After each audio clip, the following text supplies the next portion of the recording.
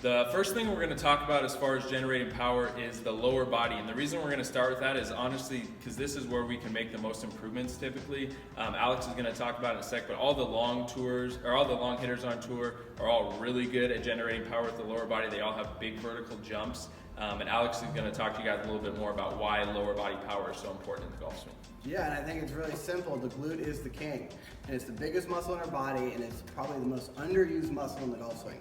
And that's where we're gonna really be able to make the biggest difference in our clubhead speed. So when we set up to the golf swing, what we're really trying to do, and in our backswing particularly, is load and coil into the ground a little bit, almost like we're screwing into the ground a little bit to generate power, just as if we were just gonna do a vertical jump. So we're essentially doing that and rotating kind of at the same time, because we want to create that kind of stored energy so that we can really fire off the ground.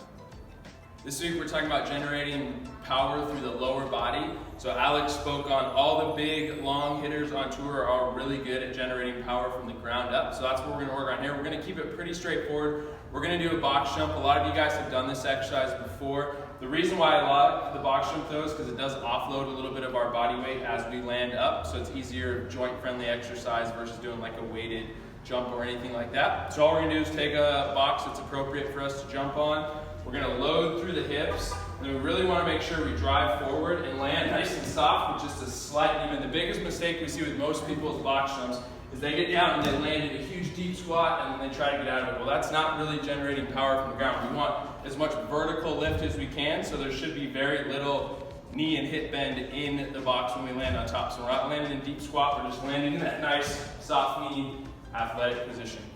Again, 5 reps or less, 2 to 3 sets.